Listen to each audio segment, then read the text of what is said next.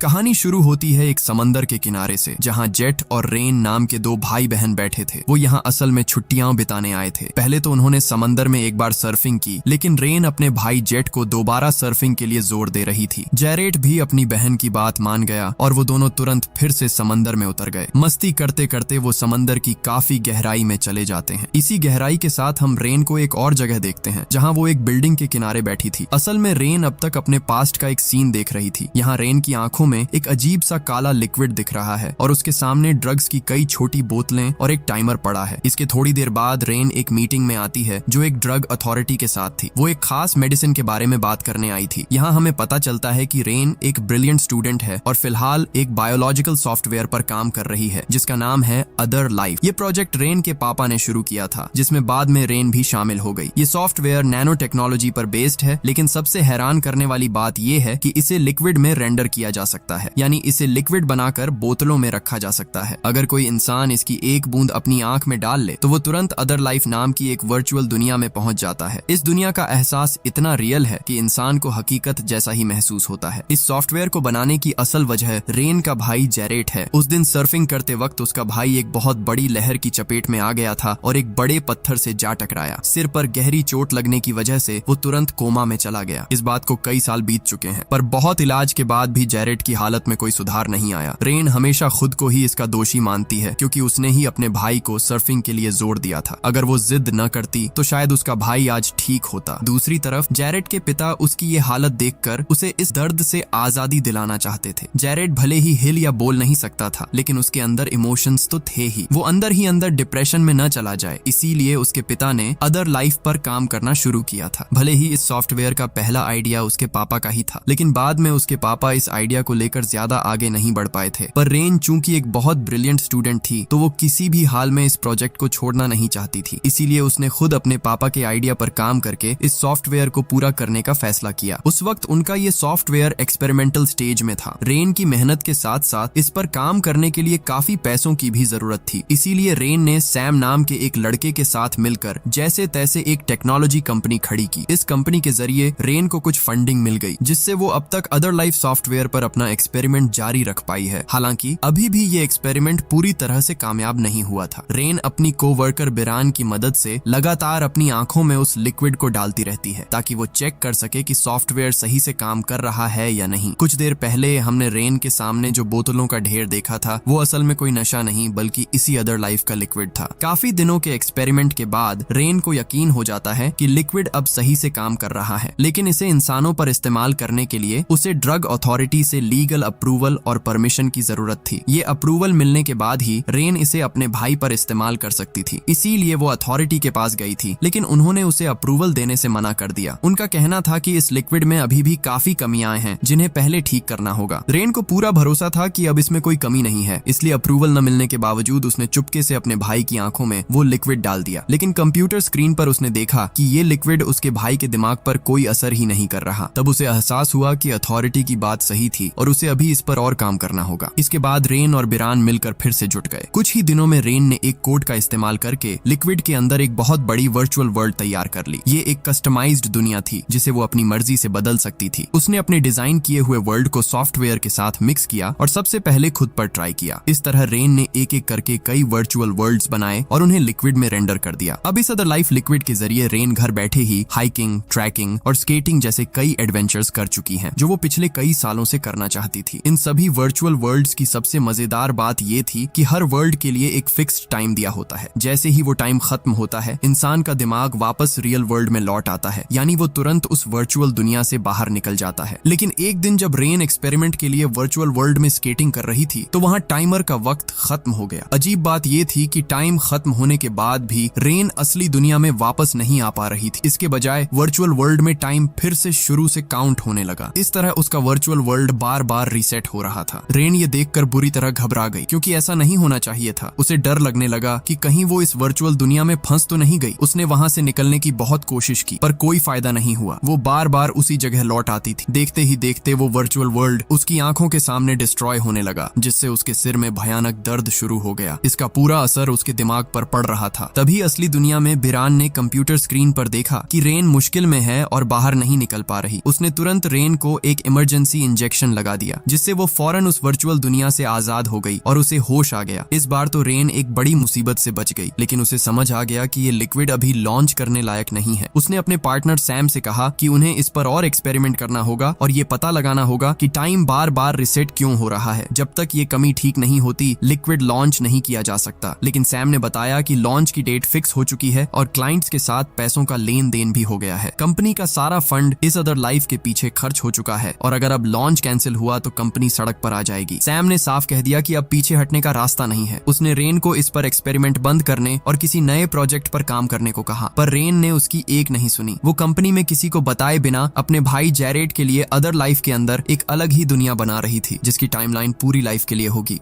वो चाहती थी कि जब तक उसका भाई कोमा में है तब तक वो वर्चुअल वर्ल्ड में अपनी जिंदगी को एंजॉय कर सके। इस काम के लिए रेन छुपकर कंपनी के बहुत सारे पैसे खर्च कर रही थी, जिसकी भनक सैम को बिल्कुल नहीं थी। इसी बीच कंपनी में डैनी नाम का एक और कोवर्कर था जो रेन का बॉयफ्रेंड था, लेकिन पिछले कुछ समय से उनके बीच सब कुछ ठीक नहीं चल रहा था। रेन अपने काम में इतनी बिजी रहती थी कि वो डैनी से ठीक से बात तक नहीं करती थी। एक दिन जब रेन अदर लाइफ पर और रिसर्च कर रही थी, तब उसे उस वर्चुअल वर्ल्ड के ग्लिच की असली वजह समझ आई। उसे पता चल गया कि उस दिन वो वहाँ क्यों फंस गई थी। उसने तुरंत अदर लाइफ सॉफ्टवेयर की सभी प्रॉब्लम्स को सॉल्व किया। इसके बाद उसने कंपनी से छुपाकर सॉफ्टवेयर के सारे कोड्स कॉपी किए और एक नया अदर लाइफ डोज तैयार कर लिया। उसने इसे अपने भाई पर ट्राई किया, लेकिन पता चला कि ये डोज उसके भाई के दिमाग पर सिर्फ कुछ ही देर के लिए काम करता है। इधर सैम को पता चल जाता है कि रेन कंपनी से छुपकर अभी भी अदर लाइफ प्रोजेक्ट पर ही काम कर रही है। सैम उस पर बुरी तरह भड़क जाता है और कहता है, आपकी प्रॉब्लम क्या है? आप कंपनी के प्रोजेक्ट पर फोकस करने के बजाय सिर्फ अपने पर्सनल काम में लगी हैं, वो भी हमसे छुपकर। आप सिर्फ अपना और अपने भाई का फायदा देख रही हैं, जबकि कंपनी का कितना बड़ा नुकसान हो रहा है इसकी आपको कोई फिक्र नहीं है। अगर यही करना था तो मेरे साथ कंपनी क्यों खोली? सैम ने रेन को काफी खरी खोटी सुनाई, जिससे नाराज होकर रेन वहाँ से चली गई। अब रेन का वक्त काफी खराब चल रहा था। न तो वो अपने भाई के लिए परफेक्ट डोज बना पा रही थी और न ही कंपनी के काम में मन लगा पा रही थी। असल में अदर लाइफ के डोज नॉर्मल इंसान के दिमाग पर तो काम कर रहे थे, लेकिन कोमा में पड़े इंसान के दिमाग पर नहीं। इसीलिए रेन ने काम से थोड़ा ब्रेक लिया और अपने बॉयफ्रेंड डैनी के साथ कुछ अच्छा वक्त बिताया। उसने डैनी को अदर लाइफ सॉफ्टवेयर और वर्चुअल वर्ल्ड के बारे में सब कुछ बताया, जिसे जानकर डैनी काफी इंप्रेस हुआ। डैनी खुद भी उस वर्चुअल वर्ल्ड का एक्सपीरियंस लेना चाहता था। रेन ने उसे एक डोज के जरिए स्केटिंग का वर्चुअल एक्सपीरियंस करवाया, जो डैनी के लिए बिल्कुल नया और शानदार था। थोड़ी देर बाद जब रेन अपने फोन में बिजी थी, तब डैनी ने उसे बताए बिना अदर लाइफ का एक और डोज ले लिया। इस ओवरडोज की वजह से तुरंत उसके शरीर पर रिएक्शन होने लगा और उसके दिमाग पर बहुत ज्यादा प्रेशर पड़ गया, जो कि एक खतरनाक संकेत था। हालांकि डैनी को तुरंत हॉस्पिटल भेजा गया, लेकिन रेन अब बुरी तरह फंस चुकी थी, क्योंकि ड्रग अथॉरिटी के अप्रूवल के बिना किसी पर भी अदर लाइफ का डोज इस्तेमाल करना गैर कानूनी और बैन था। लेकिन डैनी पर पहला डोज तो रेन ने छुपकर इस्तेमाल किया था, क्योंकि वह जानती थी कि कब और कितनी मात्रा में डोज देना है। पर डैनी के जरिए एक्स्ट्रा डोज लिए जाने की वजह से रेन अब सबके सामने पकड़ी गई कि उसने ड्रग्स अथॉरिटी के अप्रूवल के बिना अदर लाइफ का डोज किसी इंसान पर इस्तेमाल किया है। तुरंत यह खबर ड्रग्स अथॉरिटी तक पहुंच गई। अब रेन को कम से कम 10 से 15 साल की सजा हो सकती थी और साथ ही उनकी कंपनी पर $1 मिलियन